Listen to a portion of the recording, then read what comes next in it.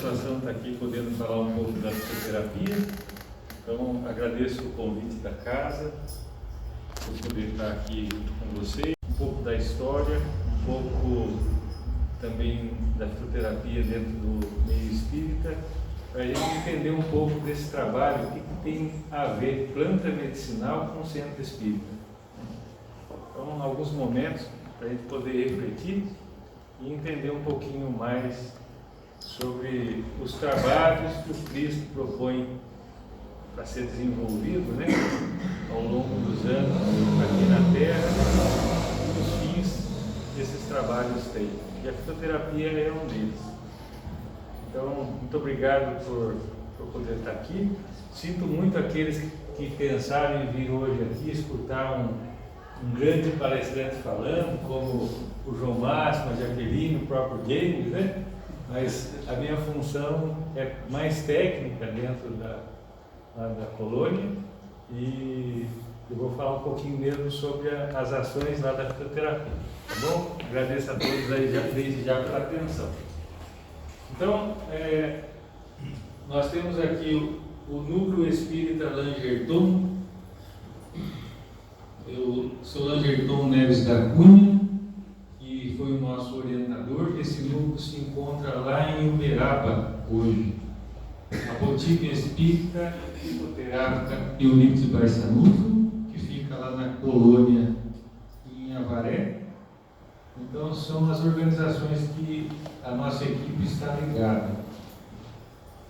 Então, é uma pequena reflexão, né, sobre o desenvolvimento da fitoterapia no mundo por todas as personalidades, povos e organizações. Nós vamos citar alguns aqui para a gente relembrar como é que surgiu a história da fitoterapia.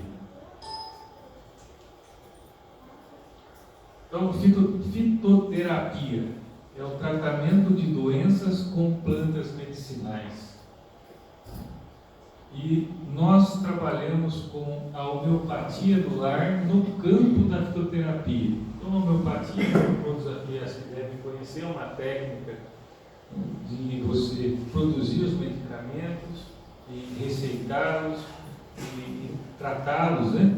E a fitoterapia é o tratamento com plantas. Então, a gente mistura um pouco de homeopatia com um pouco de fitoterapia.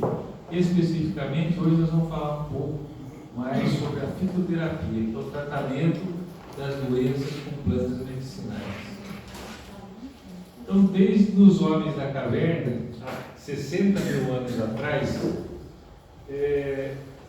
os homens, né, começavam a observar os animais silvestres, e dificilmente um animal se engana a distinguir uma planta tóxica de uma planta alimentar. Então, olhando esse comportamento dos animais, se descobria quais eram as plantas curativas e se aprendia sobre as questões terapêuticas, né? Identificando se as plantas eram comestíveis, se elas eram curadoras e se elas eram venenosas. Então, tem um exemplo aqui que as religiosas que observavam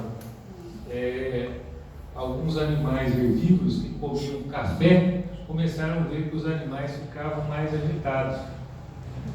E aí passaram a tomar café, então, para que pudessem ter aquelas longas noites de vigílias, né, que faziam nas atividades religiosas. Há 40 mil anos atrás,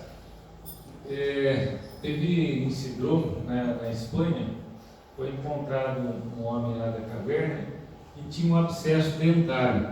E foram dar uma olhada no que tinha, encontraram dentro desse abscesso algumas bactérias depositadas lá dentro, e revelou que ele tinha também uma doença gastrointestinal. Os sintomas tratados daquilo que eles encontraram dentro do leite encontraram o álamo, que é uma planta que tem os princípios ativos da aspirina. E também encontraram o fungo, o penicilino, que é o antibiótico natural, a famosa penicilina que nós utilizamos hoje. Então isso comprova que desde a época das cavernas o homem já se medica, né, com plantas medicinais. Bem, os chineses, há 3.000 anos, já também começaram o trabalho com a fitoterapia, e esse imperador, que acho que se pronuncia Shoshinkei, escreveu as propriedades tanto do ginseng quanto da cânfora.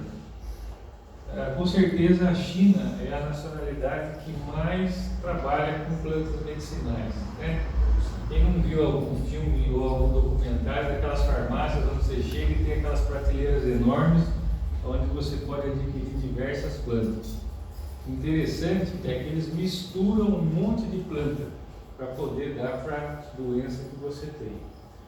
É tudo pesado em balancinhas, né? Se faz um composto para se tomar. Pense na complexidade que é você misturar uma quantidade de plantas, enorme quantidade de plantas, para você poder curar uma doença. Alguns autores dizem que o bonsai que nós conhecemos são plantas miniaturas que são utilizadas para você transportar de um local para o outro, né? E começou a fazer essas plantas porque precisava se transportar planta medicinal. Então, aquelas viagens, né, longas, você precisava ir para um local que não tinha uma planta medicinal e você levava em forma de bonsai. Outros relatos mostram que os sumérios, persas, os assírios também cultivavam várias ervas e traziam de expedições, né, e produziam classes de medicamentos. Isso há 2.300 anos atrás. Aí vem os egípcios, né? Eles consideravam a doença como resultado de causas naturais, não como consequência de poderes de espíritos maléficos. Então, já em 1500, eles descreveram umas 700 drogas, tanto de plantas quanto de metais, como de cobre, chumbo e veneno de animais, de diversas procedências. Então, eles começaram um verdadeiro estudo sobre essas plantas medicinais e outras formas de tratamento, começando a descrever tudo isso. Em 400 a.C.,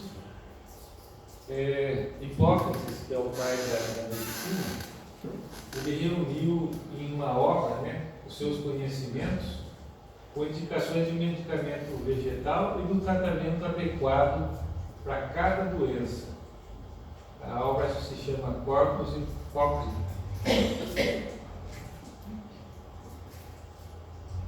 O grego Galeno, em 129 a.C., ligou o seu nome ao que ainda se denomina farmácia galênica, onde as plantas não são mais usadas só na forma de pó, e sim em preparações, nas quais são usados álcool, vinagre, água, para concentrar os componentes ativos e conservá-los, né, sendo utilizados para preparar então o que a gente conhece hoje como unguento, emplasto e outras formas galênicas. E nós chegamos na época de Cristo, e nessa época nós temos alguns relatos, até dentro de algumas literaturas espíritas, mostrando que a fitoterapia estava presente através de algumas seitas, de alguns povos, e os essênios são um deles, né? Então, os essênios curavam através das mãos, com aplicação de argila e utilização de ervas, tinham um ritual de purificação e uma filosofia espiritual, buscava a cura da alma e suas doenças limitantes, como sentimentos de inveja, de ódio, de ira, de ignorância, tristezas, fobias, apego. Então, começa-se o princípio de tratar a alma e não só o corpo. Já nessa ocasião, nós vamos ver no livro Grande Espera que Lisandro e Marcos, companheiros essênios, Lisandro muito mais velho e Marcos ainda bem novo, foram o Dr. Bezerra de Menezes e Eurípides Barçanufo, que já trabalhavam com a fitoterapia dentro da comunidade essênia. Também nesse livro há alguns personagens interessantes, como Caibar Schutel e o nosso querido amigo vô Langerton.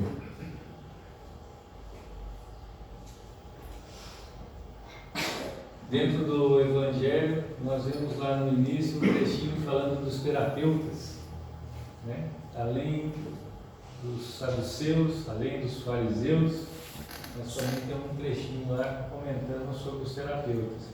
Os terapeutas também eram sectários judeus, né? Contemporâneos do Cristo. Eles viviam mais na Alexandria e no Egito, e como os essênios, eles fazem essa união do judaísmo com o cristianismo, e provavelmente também tem alguns relatos que eles usavam plantas medicinais para terapia. Bem, avançando mais um pouco, na Grécia a gente vê uma obra famosa que se chama De Matéria Médica, que é do grego Dioscórides, que também começa a relatar a aplicação de 600 plantas e começa a descrevê-las, mostrando a importância da fitoterapia. Interessante que desse trecho até o Renascimento, esse trecho da Idade Média, a gente não vê mais nada. É um trecho na humanidade talvez um pouco obscuro, né? De pouca criação, tanto é que não tem relatos de avanço da fitoterapia nesse período, né?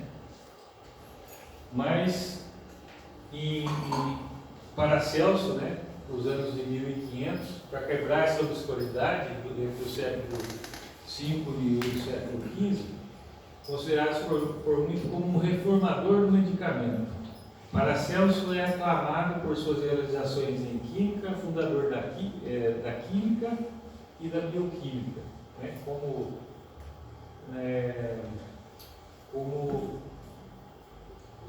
é que chama esse cara que queria transformar o ouro? Alquimista. Ele é relatado em alguns momentos como um alquimista. Considerava que uma doença podia curar com aquilo que temos acesso. Então, o que está na nossa volta? Planta na forma de preparação caseira, como chás, tinturas e pó. Então, começa a ficar mais perto de nós a cura. Tentou relacionar as virtudes das plantas com as suas propriedades morfológicas, sua forma e sua cor. Então, se uma folha tinha uma forma de coração, começava a tratar o coração, né? As doenças que eram renais com coloração avermelhada. E ele começa a fazer essas técnicas, teoria dos sinais, da similitude, e para ver se tinha resultado. Esse pensamento dele não era também só dele. Os índios também pensavam dessa forma, principalmente os índios da América do Sul, e possivelmente de outros continentes.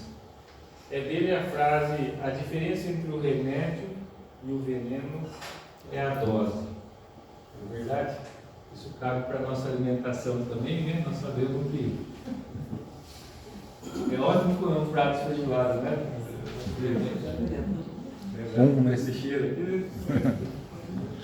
Mas um prato é bom, né? Dois pode fazer mal, não é verdade?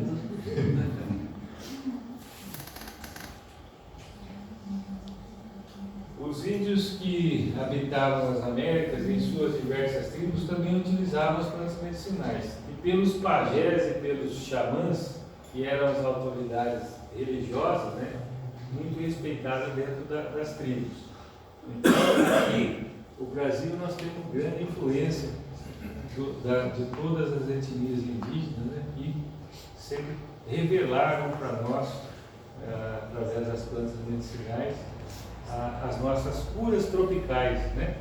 E como aqui nós caímos aqui no Brasil, né? Vindo da Europa, então a maioria das doenças que nós tínhamos aqui no início não eram conhecidas. Em nossa região nós tivemos influência das etnias que passaram por aqui, que são a etnia Caigangue que são os botocudos, os caiuás, os chamamos de peruanos, e os chavantes. Todas essas etnias contribuíram para que a gente pudesse ter os conhecimentos que a gente tem aqui regional do uso de plantas medicinais, que foram dizimadas aí há 180 anos atrás. Não temos nenhum indivíduo, né, dessas 3 etnias que sobraram aqui na nossa região. Quem quiser saber mais sobre isso, procurar na internet sobre a Guerra dos Índios, a última guerra do estado de São Paulo, que aconteceu começando em Avaré e abrangeu toda a nossa região até a divisa com o Paraná. Os jesuítas também, nos anos aí de 1550, logo no início da colonização, foram responsáveis por entender e catalogar plantas medicinais apresentadas pelos índios, né? Então, a Companhia de Jesus, os ignacianos, né, tinham diversas boticas espalhadas, boticas é farmácia, né? Diversas boticas espalhadas pelo país, onde distribuíam gratuitamente os medicamentos para aqueles que mais precisavam. Então, há algumas literaturas aí que dizem que Manuel da Nóbrega foi demano, não faltou um ente ali, e talvez o Anchieta possa ter sido José Bonifácio, Rui Barbosa e o Frei Fabiano de Cristo, se não é afirmativo. E também um outro destaque aí é o padre Antônio Vieira, que também tem um trabalho interessante com a fitoterapia.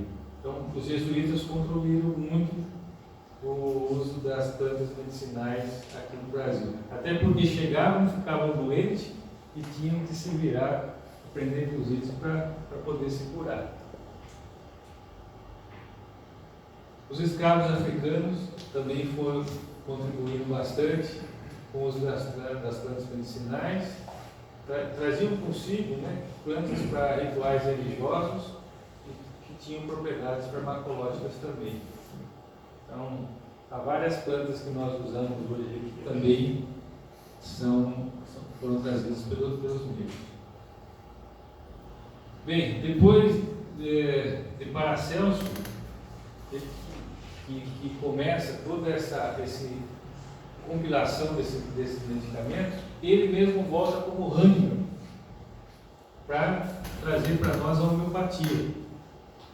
Então, como Hahnemann, ele traz algo espiritual, uma forma de cura que ainda não era conhecida aqui na Terra, que é curar através da semelhança.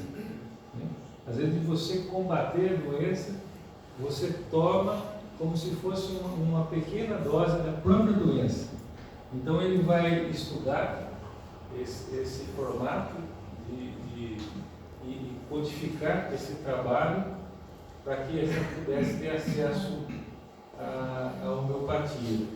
A homeopatia que por muito tempo foi desacreditada, que a ciência em alguns momentos ainda não entende direito, né? Mas que funciona muito bem. José Bonifácio de Andrade Silva, em 1800, foi foi um patriarca, na verdade, da independência. Ele que sempre esteve ajudando o Brasil em diversas coisas, se comunicava com Hahnemann e fez com que a homeopatia pudesse chegar no Brasil. Ele trouxe para cá, ajudou a trazer para cá, através do Pedro II, 2 homeopatas, que é Bento Muro e Vicente Martins, que atuaram logo no início da República, né, como médicos homeopatas. E também a homeopatia foi se ampliando, né, e tiveram vários homeopatistas, que são aquelas pessoas que atendiam só por conhecimento, sem formação, conheciam homeopatia e atendiam. Cita aqui o caso de Monteiro Lobato, que chegou a receitar algumas homeopatias e o próprio Rui Barbosa também. Nosso querido protetor Bezerra de Menezes, conhecido como médico dos pobres, que também se encantou com a homeopatia, e que, lembrando que ele era lá o Lisandro, o amigo de Eurípides, quando teve encarnado como Bezerra de Menezes, também teve dentro dos seus atendimentos com homeopatia. Então, o médico é isto, não tem direito de acabar a refeição, de escolher a hora, de inquirir se é longe ou perto, o que não acode por estar com visitas, por ter trabalhado e achar-se fatigado, ou por ser alta a noite, mau o caminho e o tempo, ficar perto ou longe do morro, o que sobretudo pede um carro a quem não tem com que pagar a receita, ou diz a quem lhe chora, a porta que procure outro. Esse não é médico, é negociante da medicina, que trabalha para recolher capital e juros nos gastos da formatura. Então, nosso querido Bezerra de Menezes trazendo para nós um pouco de espiritualidade aí dentro dos atendimentos. Então, Bezerra conhece um pouco sobre a homeopatia e começa a também trabalhar com alguns remédios, passando por algumas pessoas, principalmente aquelas que tinham processo de loucura e processo obsessivo. Em 1875, nasce o senhor Mariano, que é tio de Eurípides Barçanufo, e ele tinha uma botica, ele distribuía remédios em Santa Maria, em Minas Gerais, perto do Triângulo Mineiro. E o tio senhor Mariano era dotado de faculdades mediúnicas e por 30 anos ele teve a farmacinha homeopática, que atendia gratuitamente, lá na fazenda Santa Maria. Então, através do tio senhor Mariano, é que o nosso querido tio Eurípides Barçanufo, seu Eurípides Barçanufo, professor Eurípides Barçanufo, começa a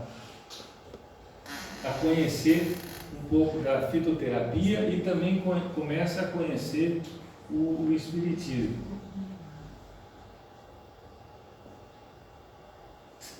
O Chico fala que falar sobre Eurípides Barçanufo escrever sobre a vida de Eurípides seria quase o mesmo que escrever sobre a biografia de Jesus.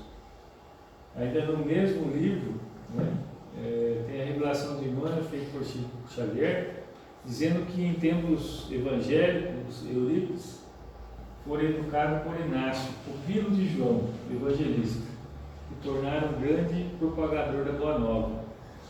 E que ainda adolescente, ele teria feito pregações na Palestina, onde manteve contato com João e fora também martirizado. Então a gente tem uma pequena amostra aqui da elevação de Eurípides Barçanufo, né? Então, além de tudo isso, ele era educador, ele era vereador, jornalista, e com diversas mediunidades, desdobramento, evidência, psicofonia, psicografia, fazia curas e efeitos físicos, né? Atendia com o receituário da fitoterapia, e tudo isso ele começou porque ele queria curar a mãe. Daí ele forma a farmácia Espírita Esperança e Caridade e distribuía centenas de remédios todos os dias. Centenas de remédios todos os dias. Eurípides trabalhava das 4 da manhã, todos os dias, até 9 horas da noite. E ele teve uma fase que ele morreu por gripe espanhola, né? E ele era muito demandado nacionalmente para que ele pudesse atender todos os medicamentos. Bem, chegando agora na nossa época, o nosso querido Langerton Neves da Cunha foi um discípulo direto de Eurípides Barçanufo. Ele era médium, ele tinha vários tipos de mediunidade. Ele tinha um tipo de mediunidade que ele conseguia encontrar fósseis enterrados, né? E assim descobrir sítios arqueológicos. Ele era terapeuta, ele foi então paleontólogo, ele foi funcionário de Minas, do Ministério de Minas e Energia por 30 anos, era um escavador, né? Ele é fundador da caravana do Arco-Íris e teve 30 anos trabalhando na equipe com o Chico Xavier. Segundo os relatos do próprio Seu Langerton, ele foi por 20 anos porteiro, né,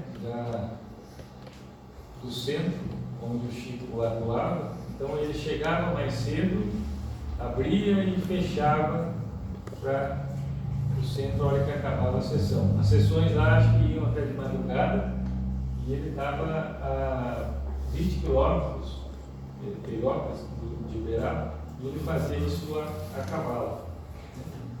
Então por 20 anos ele se educou mediunicamente para que ele pudesse começar a tarefa da fitoterapia.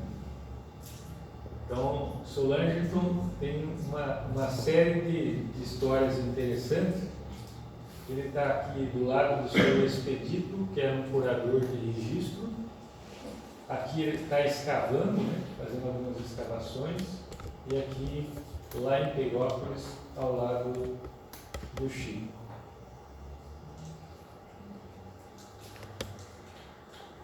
Seu protetor espiritual se chama Emílio Luz. A gente não sabe, ele não tem uma revelação direta de quem é, mas ele diz que era um sanitarista famoso da antiguidade.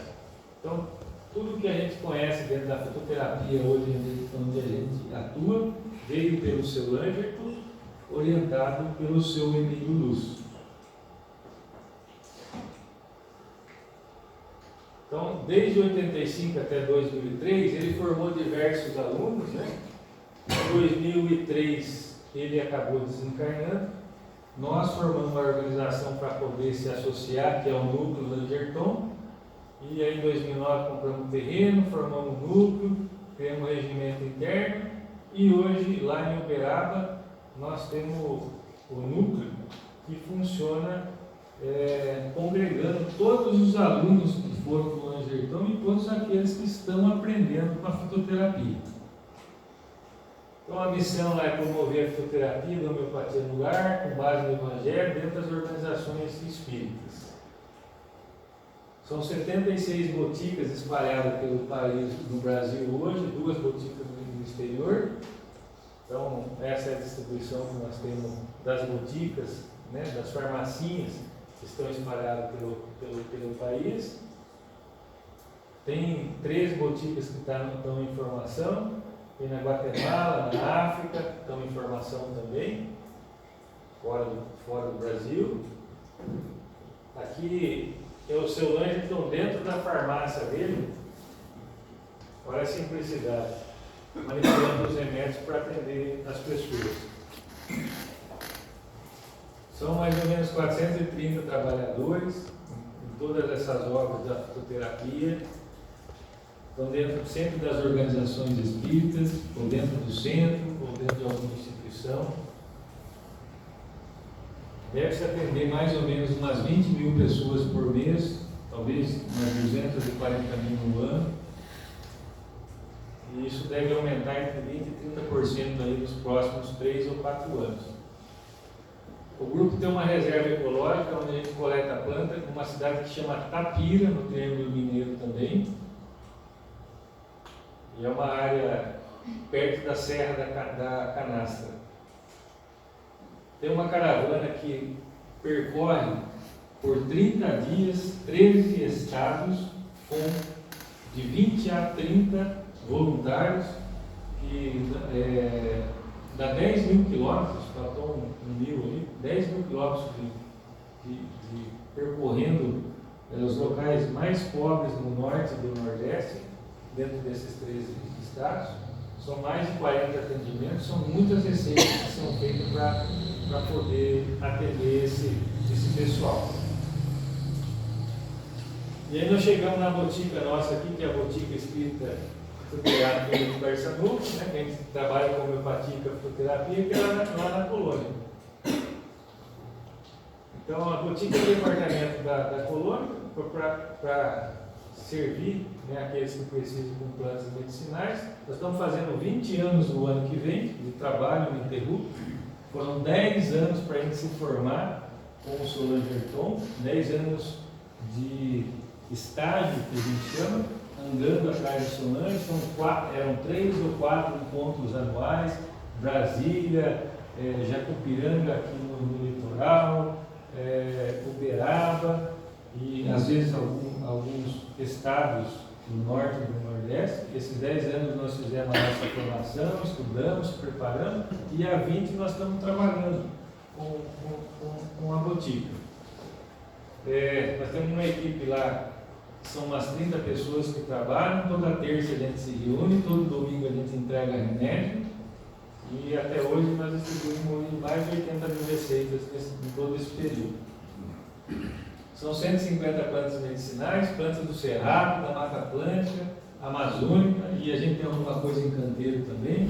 Então, das mais diversas: bardana, meladona, jatobá, mil-em-ramo, hortelã, camomila, 150 plantas ao todo. Né? O que é o atendimento que a gente fala? O atendimento é um atendimento fitoterápico, né? Um dia de encontro que nós nos reunimos para entregar esses remédios e as plantas medicinais. Quem que pode participar desse atendimento? Todos que estiverem presentes no dia, né? No horário do atendimento, homem, mulher, adulto, criança, jovem, qualquer um pode pegar esses medicamentos. Não custa nada, né, gente? É de graça, de graça receber. Esse é o princípio do nosso trabalho. Então, é tudo gratuito. Que doença que pode ser tratada? Qualquer uma. Qualquer doença pode ser tratada. Então, há remédio de plantas medicinais para tudo o que vocês imaginarem. Então, labirintite, dores, depressão, gripe, tosse, pânico, insônia, intestino preso, pressão alta, diabetes, colesterol, triglicerídeos, alcoolismo, feridas, caspa, circulação, feira, micoses, né? Coceira nos olhos, as doenças psicossomáticas, né? Então, também ajudam bastante as plantas medicinais. A dependência química, as plantas medicinais têm uma ação impressionante. Impressionante. Porque o que o Solangerton fez, ele orientado por Euripides Barçanufo, ele trabalha numa dosagem que fica entre a homeopatia e a fitoterapia convencional. E ela atinge o nosso campo, o nosso perispírito. Então, esses medicamentos, além de tratar a gente fisicamente, também conseguem atingir o nosso perispírito. E toda doença, né, que você tem algum fundo emocional, que você tem alguma questão que está mais ligada com a parte psicossomática, esses remédios acabam ajudando bastante. Lembrando, né, gente, que doença vem da onde? Vem do nosso comportamento, do nosso desvio, né? Então, do corpo, né? Nunca do corpo para dentro, né? Da nossa cabeça para o corpo. Então, se a gente consegue alinhar o nosso comportamento, a gente consegue melhorar. Lógico que nós temos algumas coisas kármicas, né? Mas a maior parte das nossas doenças são desvios do nosso próprio comportamento atual, ou passado. Dia do atendimento é por ordem de chegada, feito uma fila, depois tem uma entrevista e já leva o remédio para casa na hora. 40 minutos a 1h30 mais ou menos, todo mundo consegue ser atendido. Os medicamentos devem ser tomados e aplicados diariamente, né? E o paciente deve vir no retorno uma vez por mês até finalizar a cura. Então, no caso aqui de Taquarituba, nós temos o Rafael que tem nos apoiado, o Rafael tem participado conosco no grupo e tem feito essa ponte aqui entre trazer os remédios, né? Ver quem está interessado, ir para a Avaré, pegar o remédio, trazer aqui e entregar. Então é uma possibilidade de você não interromper o tratamento. Nós não aconselhamos ninguém a deixar os remédios prescritos pelos médicos e é possível tomar os fitoterápicos com outros medicamentos. Então, no próximo domingo, das 8 às 11 horas, nós vamos estar aqui com a equipe lá de Avaré, da Botica, né, para fazer esse... Para quem tem dependência de álcool, o álcool que tem remédio não tem problema. A gente faz uma manipulação diferente. Então, o álcool que tem no... James perguntou se para quem tem problema com álcool, com alcoolismo, se isso atrapalha na hora que ele está tomando, né, o remédio, porque o remédio é feito com álcool. Mas aí a gente faz na base de água. A gente dilui com base de água. Então pode pegar. Só tem que avisar antes. Só avisar antes. Avisar antes. Isso. Então, as dependências, né? Qualquer tipo de dependência, é só se a pessoa vir presencialmente mesmo de pegar. A gente não entrega para outro, né? A pessoa tem que estar aqui para poder pegar o remédio. Pessoas que estão acamadas, de idade, que estão com problema sério, a gente entrega o remédio, né? Para outro levar. Mas a dependência, a própria pessoa tem que vir, tem que estar presente. Acho que tem no mural, Rafael, tem aqui, né? Fixado Tem. as datas, né? Uhum. Essas datas que estão lá. E é isso, gente. Então, eu espero que vocês possam vir no próximo domingo, das 8 às 11. Essa é a nossa equipe lá de Avaré, que é extremamente feliz em poder fazer esse trabalho, desenvolver esse trabalho. E Se alguém for alguma dúvida. isso, nós estamos no microfone. Ô, Guto, só duas coisas que eu acho que você poderia salientar. Como foi falado, é tudo de graça, mas você pudesse explicar como que... Porque é um custo muito grande que vocês têm, né? Da onde advém esses recursos, né? Que vocês... Para poder ter o material, né? Os frascos, as viagens, né? Tudo isso daí. É bom, seria interessante compartilhar com o pessoal como que vocês custeiam tudo isso daí, para poder fornecer isso de graça para as pessoas. Roberto, você sabe que eu me emociono um pouco de pensar que você veja o trabalho da espiritualidade para a gente chegar até aqui com a distribuição desses remédios, né? Então, quando nós vamos olhar a história, quantas encarnações, quanta dedicação, quantos povos, quantas personalidades para desenvolver esse trabalho da fitoterapia e para a gente chegar hoje em uma caixa que nós temos 150 plantas que conseguem curar quase tudo. Então, é um trabalho muito grande da espiritualidade, onde nós somos a pontinha, mas a pontinha mesmo do iceberg que está por trás disso.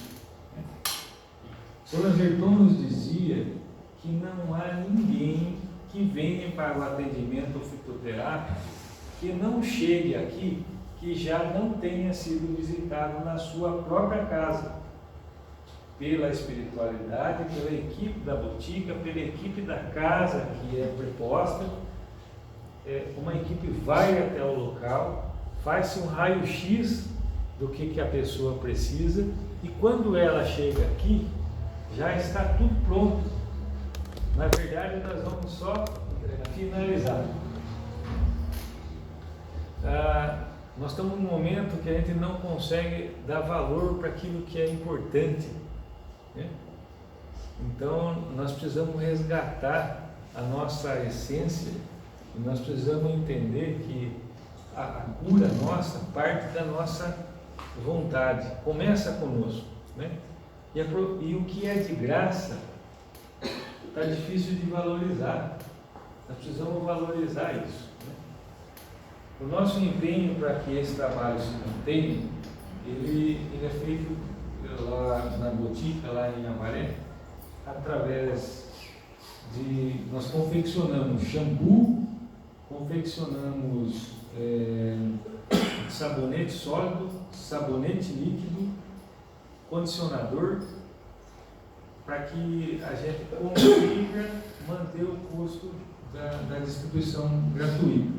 Qualquer projetinho na colônia, você pode fazer qualquer coisa na colônia, desde que não dê gasto para a própria instituição. Então a botica tem uma equipe que se reúne toda quinta-feira, que não é a equipe que trabalha na terça fazendo as pomadas, as loções, é outra equipe, e que faz esses produtos, e esses produtos a gente reverte depois em frasco, em produtos, em insumos, para que a gente possa estar utilizando. E aí 3 vezes por ano, ou 2 vezes por ano, a gente tem encontros dessas 75, hoje são quase 85 boticas, que se encontram lá no núcleo em Uberaba para estudar, para coletar as plantas no campo, para lavá-las, picá-las, passar no pilão, fazer o rateio e distribuir para que cada equipe traga para a sua botica os medicamentos para o próximo, que vão ser usados no próximo ano. Então é um trabalho intenso, né? O ano todo, em cima das plantas. Quando a gente está falando de doença, a doença não pode esperar, e a gente tem se mantido principalmente através disso. Aproveitando a última, justamente sobre aquela foto ali do inferior, canto inferior direito, né?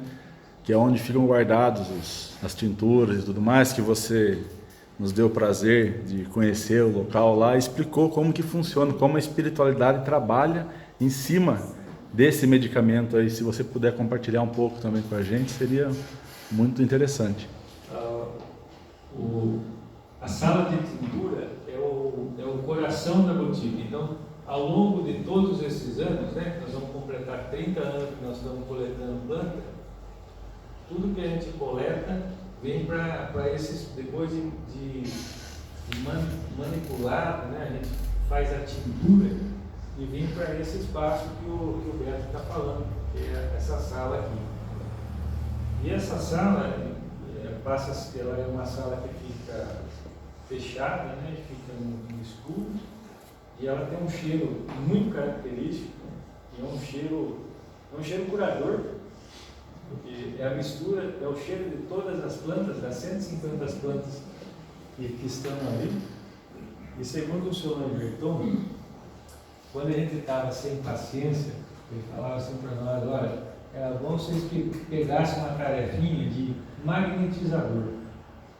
O magnetizador pega uma tarefinha de 10 anos para ficar todos os dias imantando vidro por vidro desse. Então ele disse aí ele dizia para nós que a espiritualidade determina alguns trabalhadores, né? Porque se nós estamos falando que nós somos a pontinha do iceberg, se nós somos em 30 lá, nós podemos imaginar que toda essa equipe dentro da colônia, dentro da botica, pode chegar a quase 300 pessoas, entre desencarnadas e encarnadas, né? Então vocês imaginem que deve ter uma equipe que vem todos os dias aqui, dá passe e mandar cada vidro desse.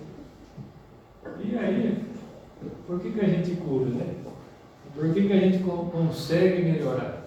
Lógico que é um esforço nosso, mas a maior parte é do trabalho desses irmãos dedicados, abnegados que colocam esses ingredientes também espirituais, políticos aí, para que a gente possa estar se curando. E fica o convite para quem quiser conhecer a botica lá em Avaré, conhecer essa sala, é aberta para todos. Gente, era isso.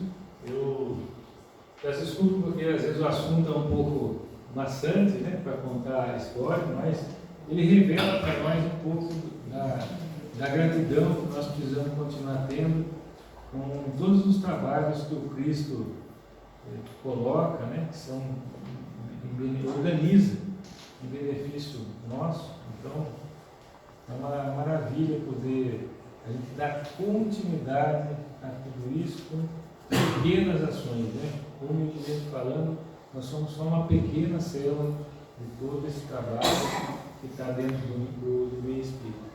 E vocês devem ter ouvido falar em outros grupos, talvez João Berbel de Franca, né? O André, que é o André de Araxá.